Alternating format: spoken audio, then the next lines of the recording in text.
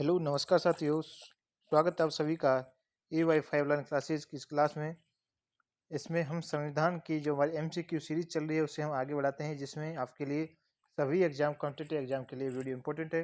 आपकी एक class morning में रोजाना होती है आपकी, इसे देखना न भूलें। हम आपकी इस क्लास को लाइव लेते हैं। आज हम इस क्लास को लाइव नहीं ले पा रहे हैं। आज इस वीडियो को ऑफलाइन वीडियो बना के आपके डाल रहे हैं, आपके जो चैनल पर कंटिन्यूस बनी रहे। तो इस वीडियो को लाइक कर दें। यह हमारा 9वां पार्ट है। अब इससे पहले हम 8 पार्ट कंप्लीट कर चुके हैं भारतीय संविधान से संबंधित जो वीडियो हैं।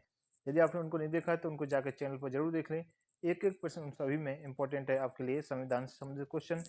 9वां प्रश्न वीडियो है ये सभी आपके लिए एग्जाम के लिए इंपॉर्टेंट है। मिल चलते हैं, क्वेश्चनों को शुरू करते हैं फर्स्ट क्वेश्चन से। पहला प्रश्न है, फर्स्ट प्रश्न, भारत एक है, ये आपको बताना है। भारत एक क्या है? संघ राज्य है, राज्यों का संघ है, प्रांतों का संघ है, या फिर एक राज्य इकाई है? तो भारत क्या है? भारत एक राज्यों का संघ है। सेकंड नंबर ऑप्शन आपका सही हो जाएगा। भारत क्या है? एक राज्यों का संघ है। नेक्स्ट प्रश्न है, दूसरा प्रश्न आपका प्रश्न है, भारतीय संविधान के अनुच्छेद 1 में यह घोषणा की गई है कि इंडिया अर्थात भारत है एक क्या? राज्यों का संघ, एकात्मक विशेषताओं वाला संघीय राज्य, संघीय विशेषताओं वाला संघीय राज्य, या फिर संघीय राज्य? बताइए इसका आंसर क्या होगा। सभी का कमेंट में आंसर आना चाहिए। इस सेशन को शेयर कर दें, वीडियो को लाइक करते रहें, चैनल को सब्सक्राइब कर लें। तो इसका राइट आंसर हो जाएगा राज्यों का संघ। अनुच्छेद 1 में यह घोषणा की गई कि इंडिया अर्थात भारत एक राज्यों का संघ होगा। फर्स्ट नंबर ऑप्शन आपका सही हो जाएगा। ए ऑप्शन बिल्कुल सही जवाब हो जाएगा। चलिए बढ़ते हैं नेक्स्ट क्वेश्चन की ओर। प्रश्न है अगला, नेक्स्ट प्रश्न है आपका प्रश्न, भारत का संविधान भारत को कैसे वर्णित करता है? भारत देश का जो संविधान है वह भारत को किस प्रकार से वर्णित करता है? बताइए, राजमंडल, राज्यों का संघ, महासंघ, या इनमें से कोई नहीं? तो आपके इस प्रश्न का राइट आंसर हो जाएगा राज्यों का संघ के, आपका राइट आंसर हो जाएगा। भारत का संविधान है भारत को राज्यों का संघ के आधार पर से वर्णित करता है। बी ऑप्शन इस प्रश्न का आपका सही हो जाएगा। बी ऑप्शन सही जवाब होगा। नेक्स्ट प्रश्न है, आंध्र प्रदेश एक भाषाई राज्य के रूप में गठित किया गया है। आंध्र प्रदेश एक भाषाई राज्य के रूप में गठित किया गया है सन 1950 में, 1953 में, 1956 में, या फिर 1961 में? तो आपका जो आंध्र प्रदेश एक भाषाई राज्य के रूप में गठित किया गया है, यह सन 1953 में से गठित किया गया था। बी ऑप्शन सही हो जाएगा, सन 1953। नेक्स्ट प्रश्न आता है, प्रश्न है, भारतीय संघ में किसी राज्य को सम्मिलित करने का अधिकार किसे है? भारतीय संघ में किसी राज्य को यदि सम्मिलित करना है, उसका अधिकार करने का अधिकार किसके पास होता है? राष्ट्रपति, प्रधानमंत्री, संसद, या फिर लोकसभा अध्यक्ष के पास में? चलिए बताइए इस क्वेश्चन का आंसर क्या होगा। तो यह अधिकार आपके संसद के पास होता है कि भारतीय संघ में किसी राज्य को सम्मिलित करना है या नहीं करना। यह अधिकार संसद के पास दिया हुआ है, संसद को यह अधिकार दिया गया है। ये राइट आंसर सी ऑप्शन आपका सही हो जाएगा। नेक्स्ट प्रश्न है, किसी राज्य के नाम में परिवर्तित करने का अधिकार निम्नलिखित में से किसके को प्राप्त होता है? किसी यदि आपको किसी राज्य का नाम परिवर्तित करना है, उसको परिवर्तित करने का अधिकार किसके पास होता है? तो यह भी अधिकार आपके संसद के पास होता है। Second number option B option इसका सही हो जाएगा। संसद के पास में अधिकार होता है राज्यों के नाम चेंज परिवर्तन करने का। नेक्स्ट प्रश्न है, राज्यों में पुनर्गठन संबंधी विधेयक को संसद में प्रस्तुत करने से पूर्व किसकी सहमति प्राप्त करना आवश्यक होता है?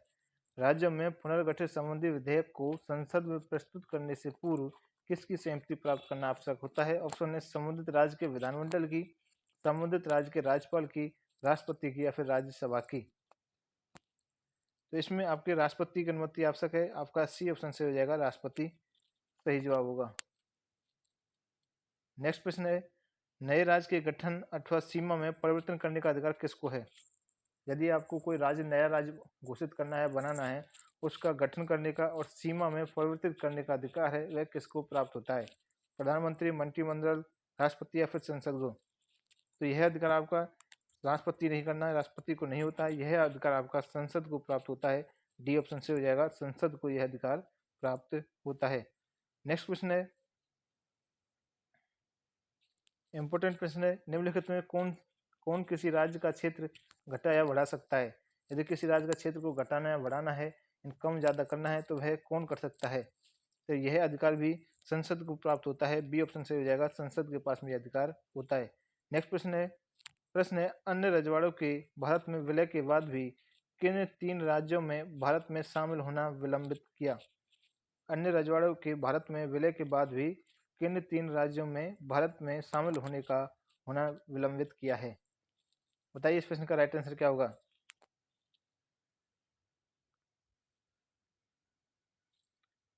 बताइए इस प्रश्न का राइट आंसर क्या हो जाएगा?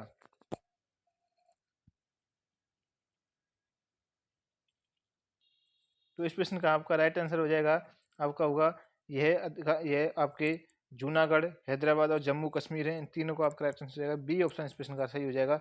जूनागढ़, हैदराबाद और जम्मू कश्मीर को यह भारत में शामिल होने का विलंबित किया था। आपका राइट आंसर हो जाएगा जूनागढ़, हैदराबाद, जम्मू कश्मीर, तीनों को आपको याद रखना है। नेक्स्ट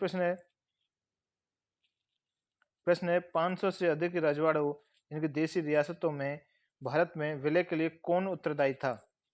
भारत में इस कार्य को करने के लिए कौन उत्तरदायी था? K M Munshi, B R Ambedkar, Sardar Vallabhbhai Patel, सरदार बलदेव सिंह। तो इसका तो सभी को आंसर पता होगा, काफी बार यह क्वेश्चन पूछा भी गया है। सरदार वल्लभ भाई पटेल को यह श्रेय जाता है कि उन्होंने इनकी देशी रियासतों को कि भारत में विलय के लिए उत्तरदायी माना जाता है। सरदार वल्लभ भाई पटेल ने ही यह कार्य किया था। सी ऑप्शन सही हो जाएगा। नेक्स्ट प्रश्न है निम्नलिखित जोड़ों में से किसने देशी रियासतों को भारतीय संघ का अंग बनाने में सबसे महत्वपूर्ण भूमिका अदा की है? किन जोड़ों में से किसने देशी रियासतों को भारतीय संघ का अंग बनाने में सबसे महत्वपूर्ण भूमिका अदा की है? देखिए सबसे महत्वपूर्ण भूमिका अदा की सबसे पहले तो आपको सरदार पटेल आपका इसमें होगा। सरदार पटेल आपके सभी में दिया हुआ है, सरदार पटेल सभी के अंतर्गत इसमें दिया हुआ है। ये तो सभी किससे आंसर आपको पता नहीं चलेगा। दूसरा नाम और आपको बताना है, ये इंपॉर्टेंट है। दूसरा नाम आपको याद होना चाहिए, वह नाम है वीपी मेनन। वीपी मेनन जो सेकंड नंबर ऑप्शन है वह आपका सही हो जाएगा। सरदार पटेल और वीपी मेनन इन दो को ये श्रेय देता है, उनको यह भूमिका है, उन्होंने ये भूमिका निभाई थी। आपका राइट आंसर हो जाएगा बी ऑप्शन सही होगा। नेक्स्ट प्रश्न है मूल संविधान में राज्यों को कितने वर्गों में रखा गया है? मूल संविधान में राज्यों को कितने वर्गों में रखा गया है? तो 4 वर्गों के अंतर्गत रखा गया है। मूल संविधान को राज्यों में कितने वर्गों में रखा गया है? 4 वर्गों में रखा गया है। आपका राइट आंसर हो जाएगा डी ऑप्शन। बढ़ते नेक्स्ट क्वेश्चन की ओर। प्रश्न क्या है भारत संघ में कितने राज्य हैं? भारत संघ में कितने राज्य हैं?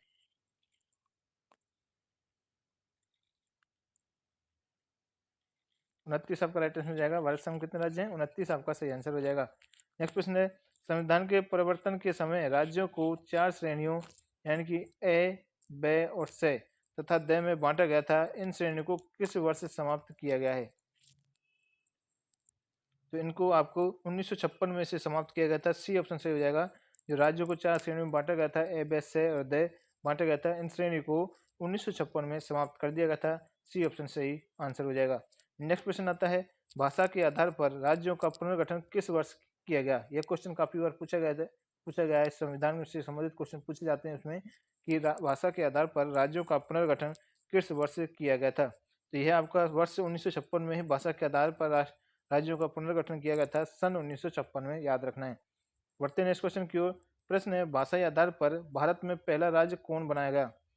भाषाई आधार पर भारत में पहला राज्य कौन बनाया गया था? केरल, तमिलनाडु, आंध्र प्रदेश या फिर महाराष्ट्र? तो यह आपका आंध्र प्रदेश राइट आंसर हो जाएगा। आंध्र प्रदेश आपका करेक्ट आंसर हो जाएगा। आंध्र प्रदेश को भारत में भाषाई आधार पर भारत में पहला राज्य बनाया गया था। आंध्र प्रदेश फर्स्ट राज्य बनाया गया था। इंपॉर्टेंट क्वेश्चन है, इसे आप स्टार लगा लें। यह क्वेश्चन आपका इंपॉर्टेंट है, इस क्वेश्चन को स्टार लगा लें। आंध्र प्रदेश को पहला राज्य भाषाई आधार पर भारत में पहला राज्य बनाया गया था, आंध्र प्रदेश को। नेक्स्ट प्रश्न है सर्वप्रथम भाषा के आधार पर आंध्र प्रदेश राज्य का गठन 1953 ईस्वी में हुआ था। इसके पूर्व वहां एक आंदोलन हुआ था। इस आंदोलन में किसकी मृत्यु हो गई थी? तो उस आंदोलन में मृत्यु किसकी हुई थी? तो उसमें पोती श्री रामुलु की मृत्यु हुई थी। सी ऑप्शन आपका सही हो जाएगा। सी ऑप्शन इस प्रश्न का सही जवाब होगा।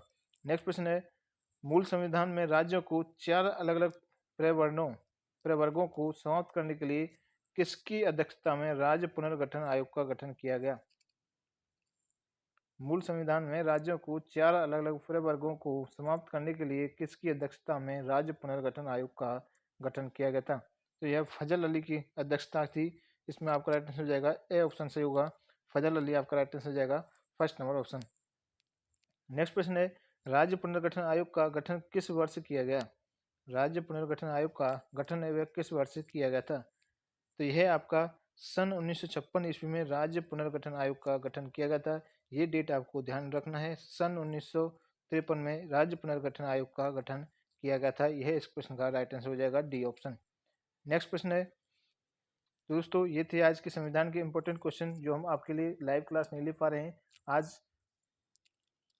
कल हो सकता है अगर हमारे टाइम मिले तो कल आपके लिए लाइव क्लास लेंगे, नहीं तो परसों से आपके लिए रोजाना लाइव क्लास आपकी चालू यथा समय चालू हो जाएंगी। तो आपके लिए इस वीडियो में आपको शेयर करना है, वीडियो को लाइक करना है, जो नए जुड़े हैं चैनल को सब्सक्राइब करना है। मिलते हैं नेक्स्ट वीडियो में, तब तक के लिए धन्यवाद। जय हिंद, वंदे मातरम।